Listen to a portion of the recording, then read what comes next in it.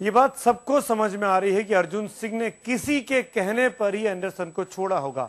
आखिर अर्जुन सिंह पर किसका दबाव था, किसके फोन या खत आने के बाद उन्होंने इतना बड़ा फैसला किया कि एंडरसन को पकड़ा भी और फिर जाने भी दिया। हमारे साथ इसी मसले पर बात करने के लिए इस वक्त कांग्रेस के वयोवृद्ध और वरिष्ठ नेता वसंत साठे साहब हमारे साथ मौजूद हैं, गुड़गांव से, अपने घर से। वसंत साठे साहब, मैं आपसे जानना चाहूंगा, आप उस वक्त राजीव गांधी की कैबिनेट में भी शामिल थे। क्या आपको लगता है कि अर्जुन सिंह ने अपनी मर्जी से इतना बड़ा फैसला किया होगा और एंडरसन को जाने दिया हिंदुस्तान से? भाई ये सब तो अर्जुन सिंह जी ही बता सकते हैं। इतने भागदौड़ आप लोगों को करने की क्या जरूरत है?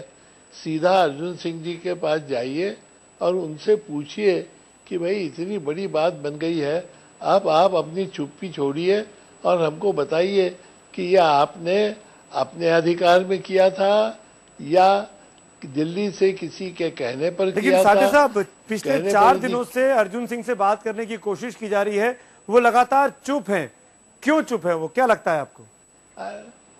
मेरे ख्याल से राष्ट्रहित में और देश के जनता को सही जानकारी हो, इसलिए वो आज न कल चुप्पी छोड़ेंगे।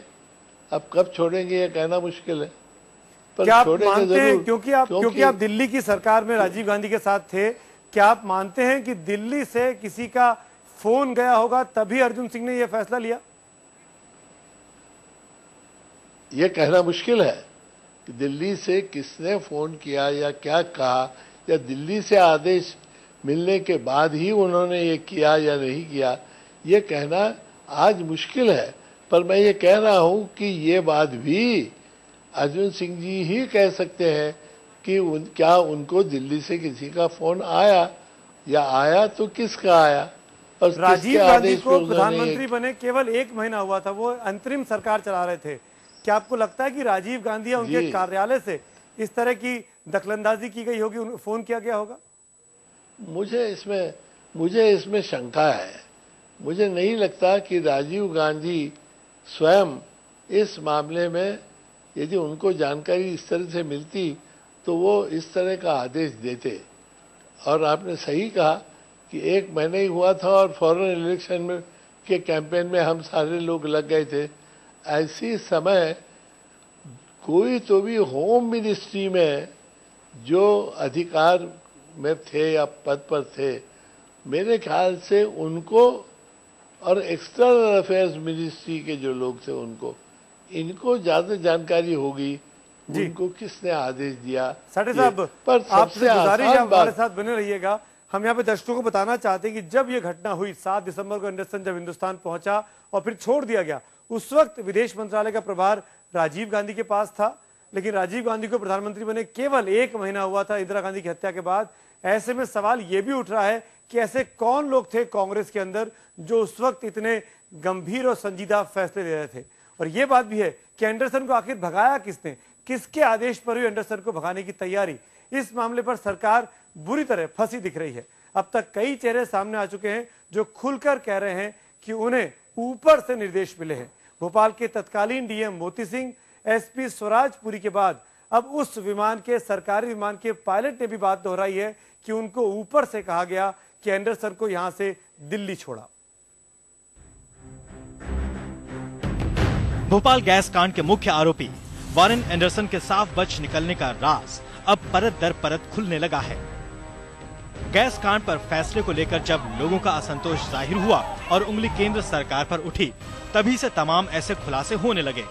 भोपाल गैस कांड के चौथे दिन भोपाल पहुंचते ही जिस तरह एंडरसन की ससम्मान विदाई की तैयारी की गई, उसमें ताजा बयान उस सरकारी विमान के पायलटों का आया है जो एंडरसन को लेकर दिल्ली आया था। लगभग 2 बजे के करीब हमें एयरपोर्ट में मैसेज मिला कि एक जहाज, सरकारी जहाज की फ्लाइट दिल्ली भेजनी है, और कौन उसमें जा रहे हैं इसके बारे में हमें कोई आइडिया नहीं था। हमने देखा कि एक एम्बेसडर कार आई, उसमें एंडरसन थे और 2 गवर्नमेंट ऑफिसर्स थे, स्वराजपुरी और कलेक्टर मोती सिंह। ये गाड़ी से उतरे, उसके बाद उन्होंने थैंक यू बोला। इसके पहले भी कई खुलासे इशारा कर रहे हैं कि उन्हें ऊपर से निर्देश मिले थे। ये तस्वीरें 7 दिसंबर 1984 की है। भोपाल गैस कांड के ठीक 4 दिन बाद शहर की सड़क पर निकलती है एक लाल बत्ती वाली एम्बेसडर कार। कार का नंबर CPZ6 है। इसी कार में था हजारों का कातिल वॉरेन एंडरसन। भोपाल के तब के एसपी स्वराज पुरी ने एंडरसन को गिरफ्तार किया था। Exactly who you've arrested. Mr. Gokhale, Mr. Manohar and Mr. Anderson. These are the 3 names there. अब देखिए पूरे देश को शर्मनाक कर देने वाली तस्वीर 8 दिसंबर 1984।